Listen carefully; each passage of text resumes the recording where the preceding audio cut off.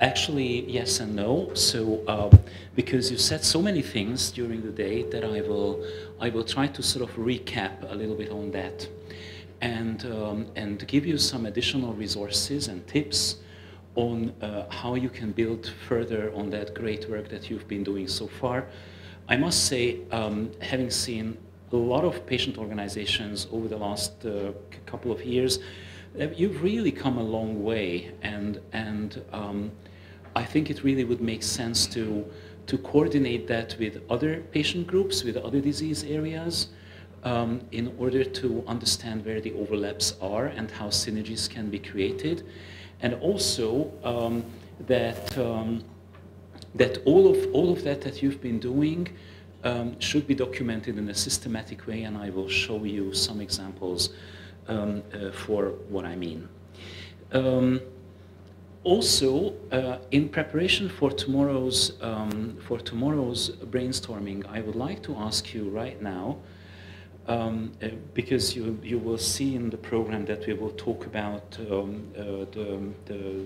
the day to 2021, right? Is that correct? 2021? No. Okay.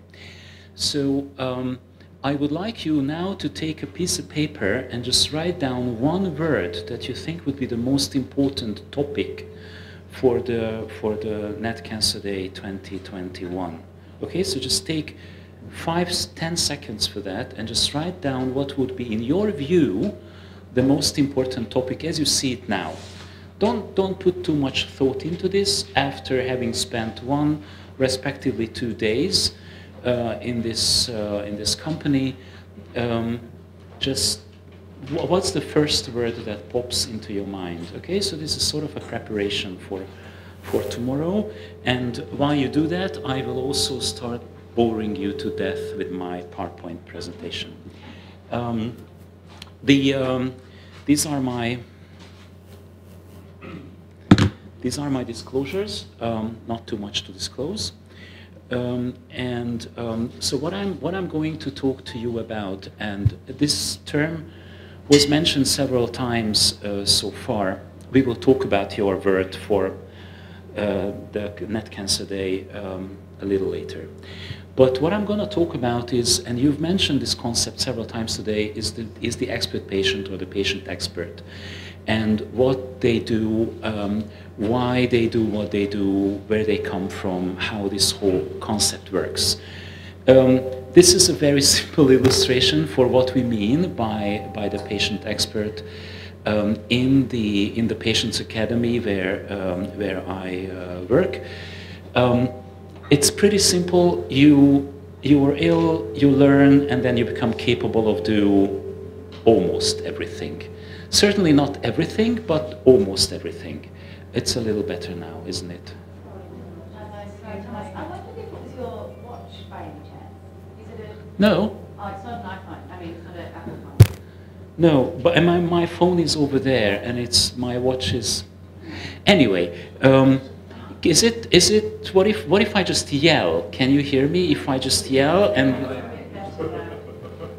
Or it's bad for the camera? Well, actually, they fixed it, so. Okay, good. All right, even better. Anyway, so this is where we start from. There's another concept that's underlying this.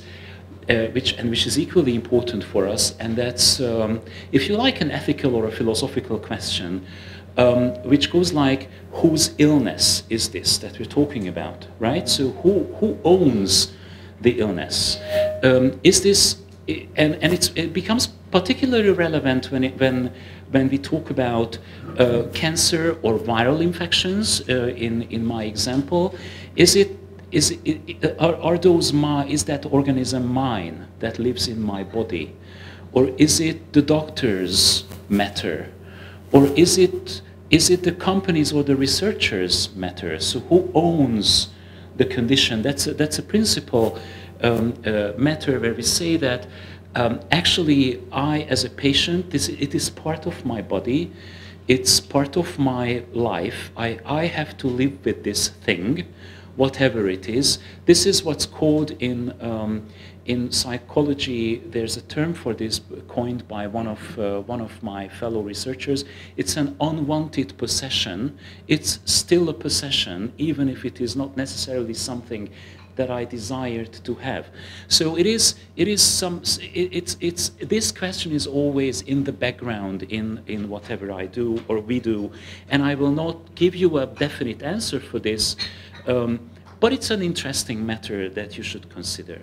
So in terms of the expert patient, this term was first described by this guy called Stephen Epstein in the 80s when he looked at the evolution and the history of the HIV/AIDS expert patient movement. So what happened at the time when there was no treatment for HIV, there was also no research in HIV, and it very quickly became clear that the reason why there was no research and there was no treatment was political. It was for political reasons.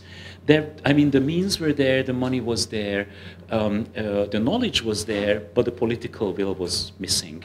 And so this political aspect in patient advocacy or in patient activism was there at this very, very initial early point. And that came together very nicely, if you like, with this movement of movements that happened in the late 70s, early 80s, when there was the black rights, the black liberation movement, there was the gay rights movement, there was the start of the real second wave and third wave feminism, so it was women's rights as well. And all that came together and created this political momentum that was very unique, but that helped actually the HIV/AIDS movement to make progress. Now, that in itself proved not to be enough. So being loud and being passionate is not enough. It's essential.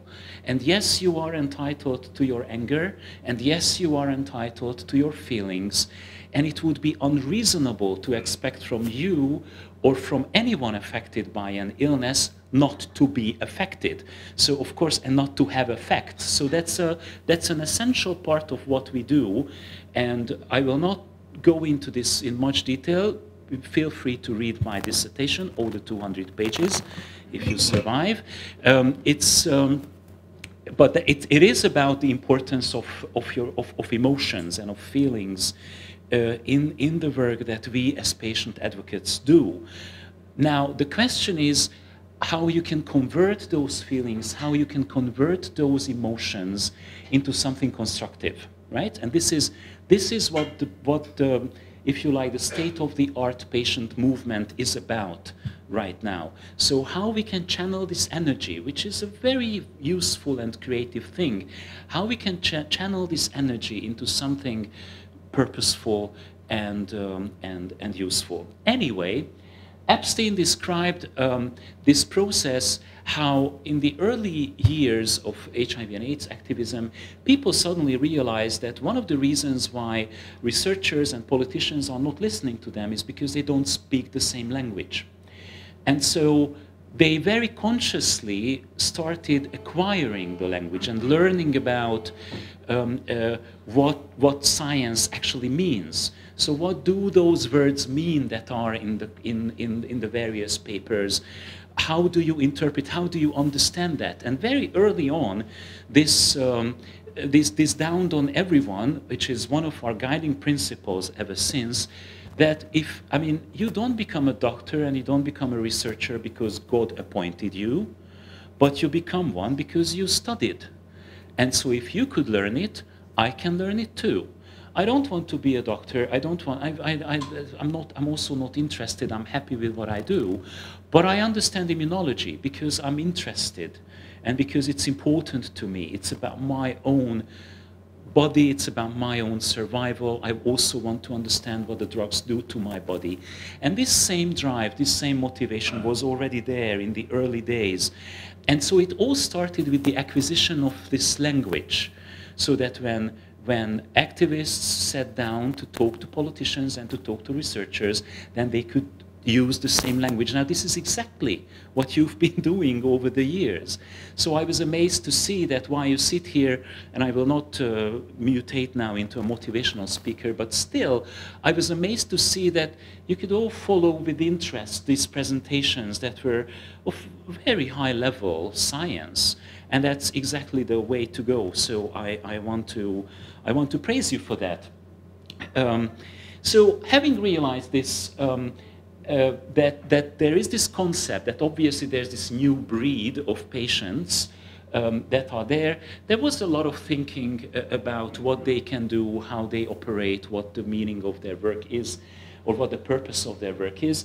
And also what I think is quite interesting and important is this conceptualization, or putting this into the frame, into a sociological frame, because we believe that by becoming an expert patient, and of course not everybody will become an expert patient, and it's also not expected, but by becoming an expert patient, you also become a more conscious consumer, and a more conscious consumer makes an empowered citizen, right? And that contributes to the development of democracy, or the functioning of society, and the upkeeping of values. Hopefully hopefully we share those values. So, and also expert patients are certainly, but you know this best, multipliers of various knowledge elements. So much so that then came my colleagues and it's been published actually ever since. Then came my colleagues along in the European Patients Academy. Who of you know Jan Geisler? Okay, that's a good bunch of people.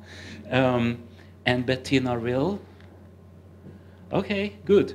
We're on the right track. So these people and a couple of others, Mary Uhlenhop and Susanna Leto-Czafka, sat down in the frames of the Patient Academy, and they went through the entire research and development spectrum.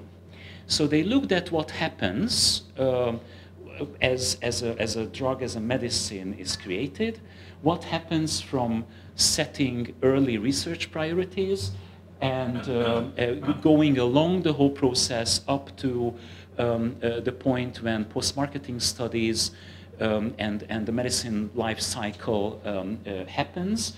And they try to understand whether patients have a place in this process. And if they do have a place in this process, then what are the various tasks where they can contribute?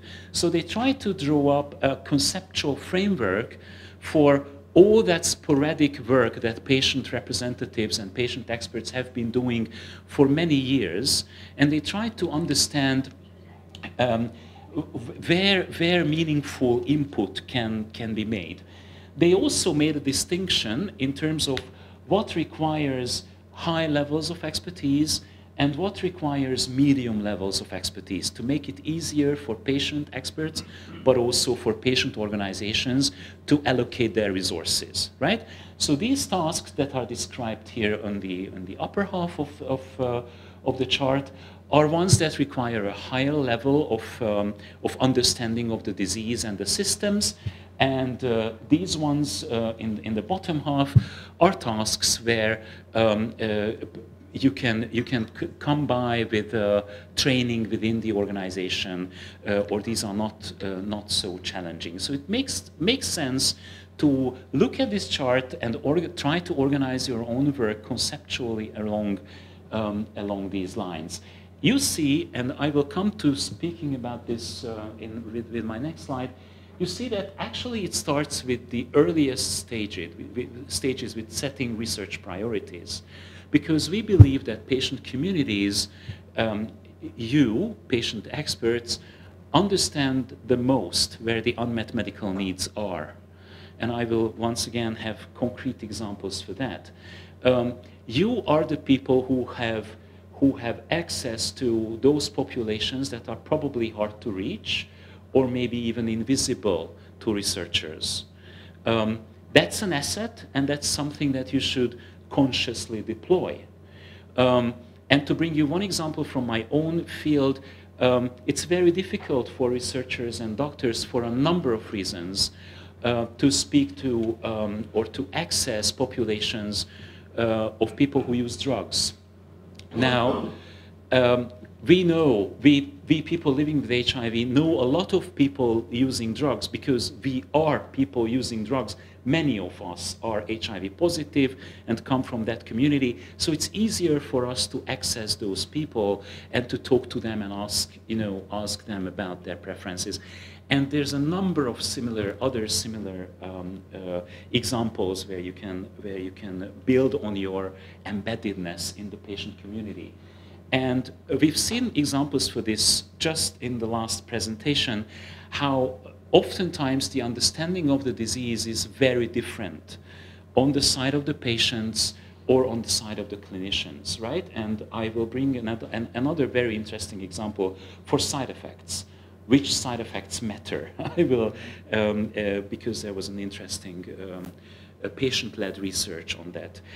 Again, and this is something that Simone already presented in a different form, and we did not coordinate this, and yet it's the same thing. Now, this is what we see today. So when a medicine comes to the latest stage when it has to be approved, and an HTA approval is needed, and you have to go to the EMA, and then suddenly there comes the question whether there was patient involvement in your study or in your submission, and then all the companies start scrambling frantically and try to find a patient who will sign off their research in the last minute. While this really is, I mean, that's total nonsense, yet this is the current practice. What we want to make sure that happens is actually that patients are involved in the earliest stages of research. Also, because that is how you can cut slack in the research process. We know that there's about 80 to 85% waste in the medicine research process. Now, by involving patients into setting research priorities and understanding from the patient community what the actual needs are, saves money. It only makes sense, right? So this is where this is another important argument. Now, there's also a lot of theory, not a lot actually, some theory around how this can happen in an optimum way. And we know that it's very difficult or can be challenging to set up an environment which is neutral enough for all stakeholders to participate. But we find that community advisory boards are one vehicle, and I would like to recommend to you that you consider this vehicle for serious. Community advisory boards create a neutral environment where all four stakeholders who have a say in biomedical research and development can be involved on an equal footing. Community advisory boards are patient-led entities. These are scientific boards, and it's an advisory board. It's especially important, and I will come to explain why. This is a space where academia, so researchers, scientists, regulators and institutions, the industry and civil society, which is expert patients, can sit together and can talk to each other along joint interests. Now, what are these joint interests? These joint interests can be research priorities. These joint interests can be science, research pipelines, development, which directions development takes, where science should be tested. So it is primarily about science, which is important to emphasize because that is what keeps these bodies non-commercial and professionally reliable. So community advisory boards are recognized also by the EMA and by the FDA as non-commercial entities.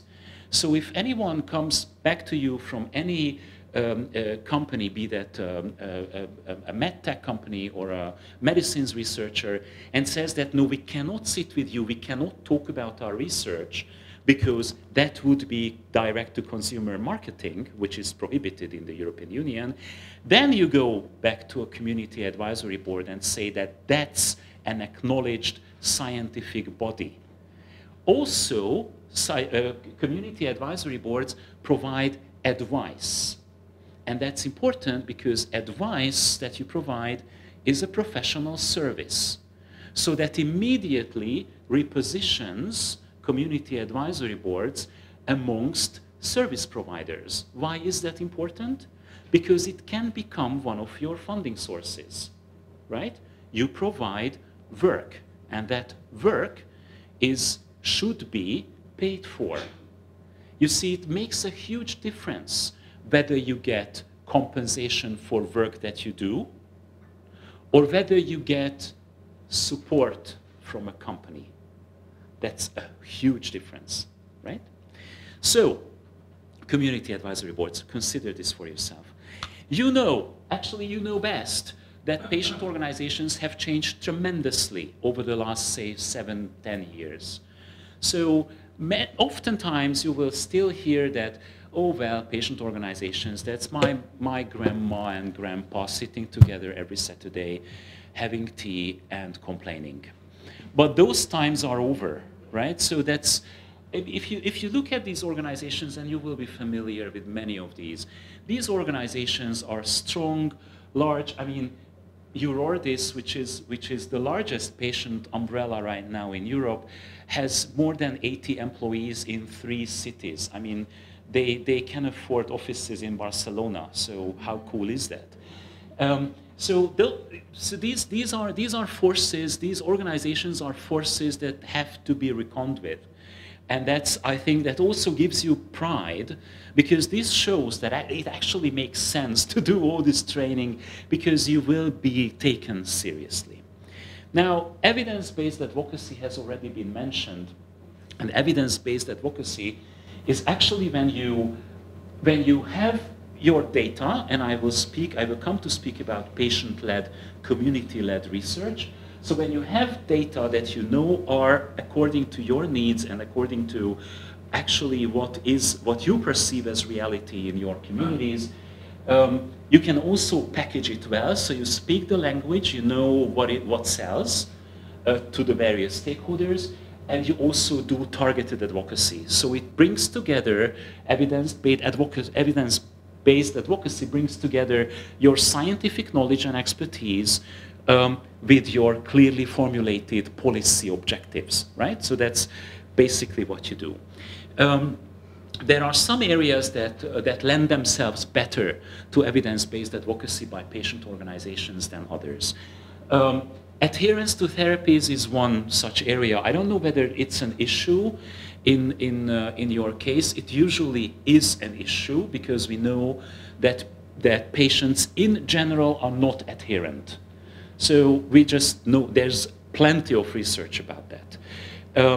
And then you figure it out for yourselves how much this is an issue for you.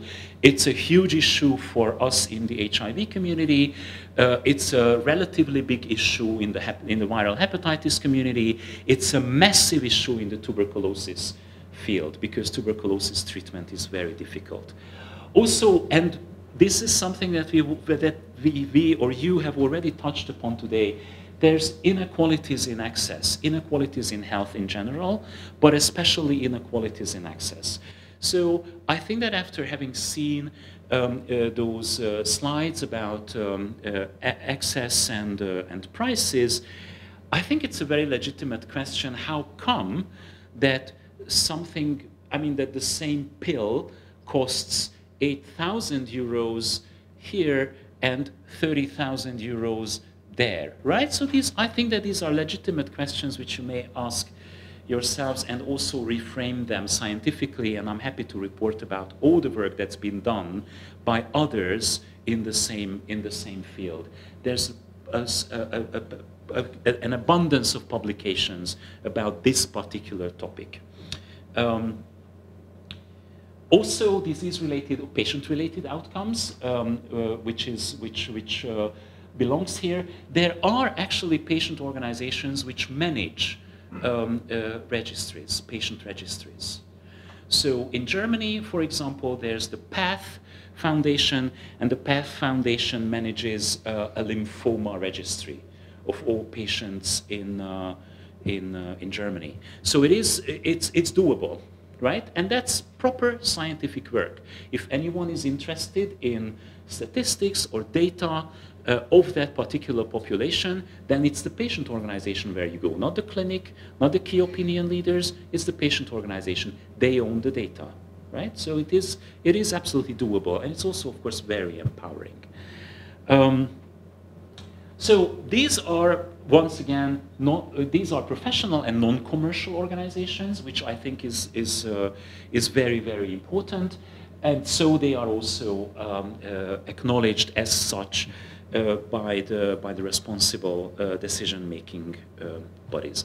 So what is it that patients can do? And as I listen to you during the day, you really do all of this. So it's just maybe a recap.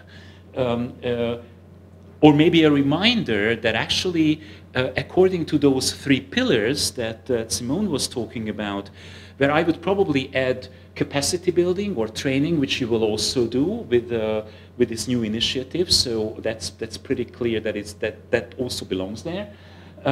So actually, you can organize all these activities in a very targeted way according to these four pillars, or 3 or 4, you decide. But this is actually what we find that most patient organizations do. Let's see a couple of practical examples, and I know that you're members of We Can, which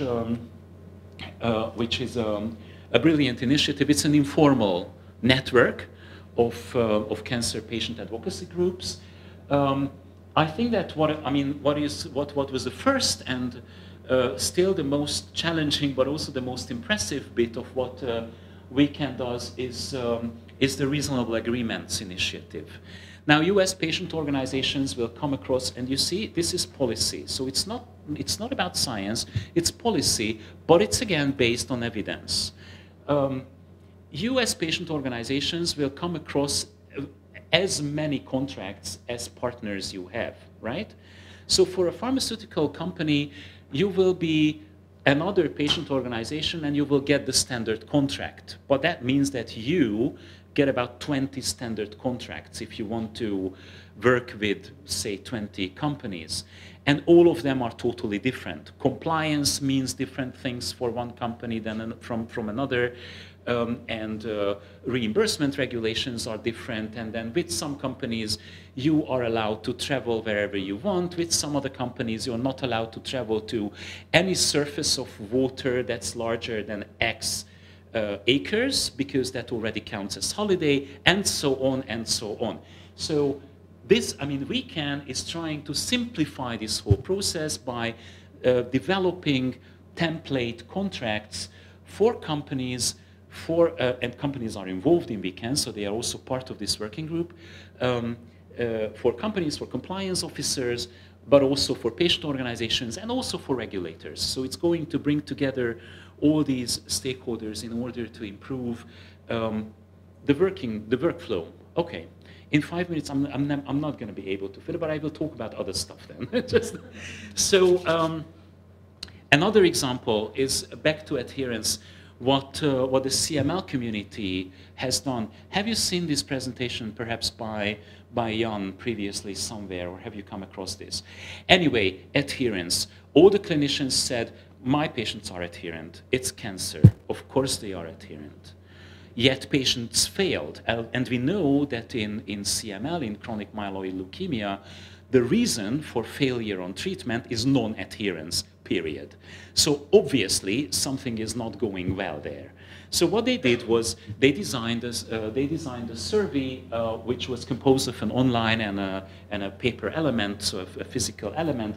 And what they found, so they asked more than 2,500 patients in these countries and in 12 languages. And what they found is actually that 2/3 of patients, and these are self-declared data, that 2/3 of patients had a chance to fail because they were non-adherent. So no matter what the clinicians say, the truth out there is very different, right? So, and you know, and what else they did? They published this. So they took a clinician as a co-author, and they sat together, and the patient community itself published it, right? So publish, that's essential. Yes, you can, I mean, publishing can be an important objective. Just make sure that you're part of the publication as the patient organization or as the patient representative, or that you initiate the publication. And if you need a clinician for that, well, be that, so no problem. Also, then they disaggregated the data according to regions, because of course there were clinicians who said, well, maybe people are not adherent in India, but they are super adherent in Australia. Turns out that's not the case. So that was a very concrete example. Now another one, and here we come to side effects. Another one from Myeloma Patients Europe, again, a well-designed study. It was a survey with patients living with myeloma across Europe. Turns out all the clinicians said that, practically all the clinicians said that neuropathy is the biggest issue with myeloma treatment, but not for the patients. For patients, it's hair loss.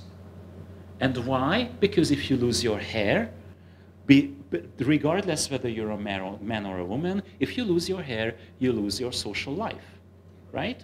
You don't want to go out, you cannot have sex, you feel old and ugly. That matters, because if you have neuropathy and you want to go out, then you take a painkiller, right? And you go out. But you cannot take a pill if you lose your hair in a week. So it does matter. Once again, they published as a poster at a conference, and it was also accepted and has been reworked into a paper. The clinical trials directive is coming up, and just as a reminder, there will be a European registry of clinical trials.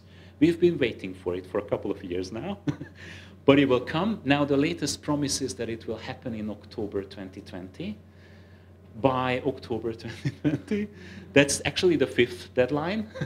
So anyway, once again, the European Cancer Patients Coalition, what they did, because everybody was like, oh, patient involvement is so important with the new clinical trials directive, regulation. And so they said, okay, well, let's look at how that works in real life. And this is how it works, or this is how it was supposed to work in real life, right? So this is how documents and information is supposed to flow according to the new clinical trials regulation. And then the European Cancer Patient Coalition said, well, no, this maybe no. So maybe this isn't the way to do it. And the result of this study that they did, of this analysis that they did, was that these processes have been simplified. One of the reasons why the actual implementation of the regulation is so slow and late is because the patient organizations were so critical and the process had to be reworked.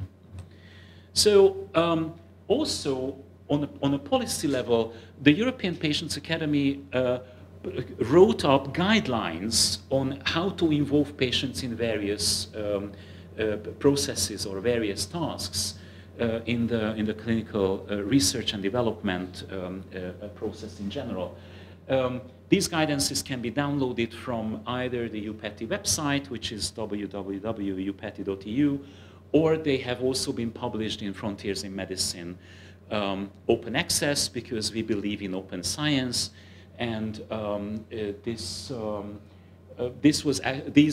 4 documents were actually the most downloaded documents last year on Frontiers in Science, because these are like simple cookbooks for how to involve patients in various processes.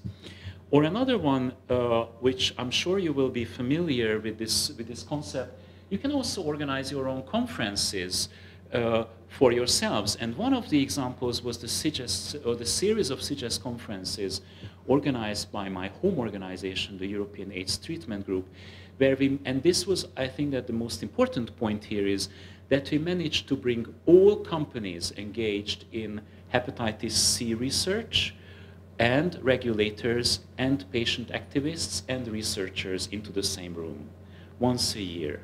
And then it was tacheles. Everyone could say what they wanted, right? So we were talking about science, we were talking about access, we were talking about pricing.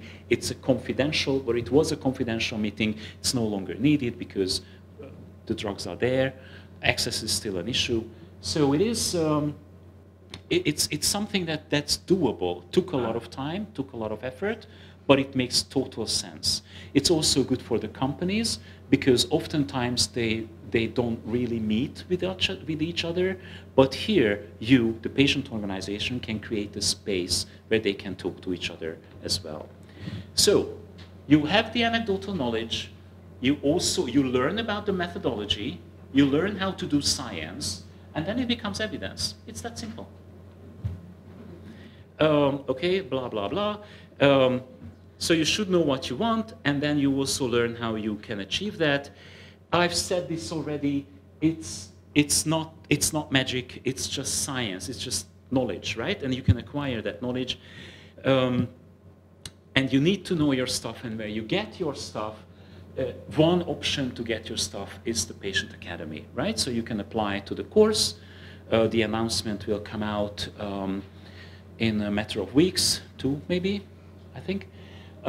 It's free of charge for patients, and then you learn all this magnificent stuff that's actually accessible on the website. The website is free of charge. 3,000, more than 3,000 articles, webinars.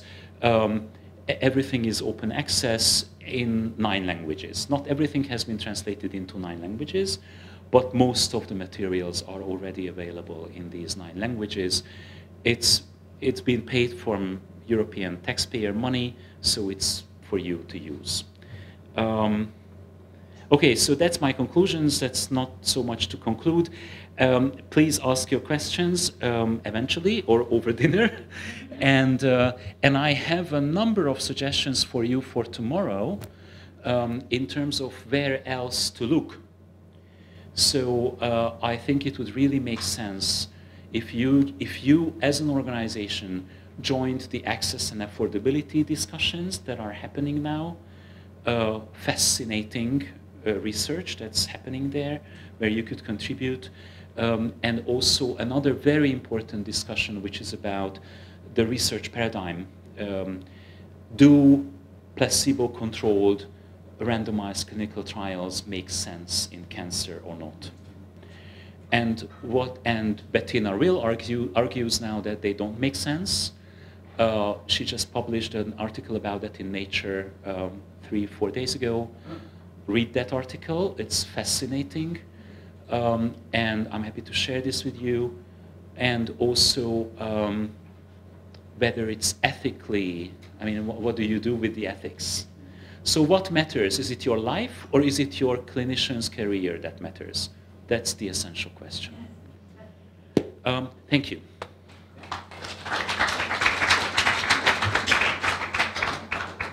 I work with a lot of diabetic.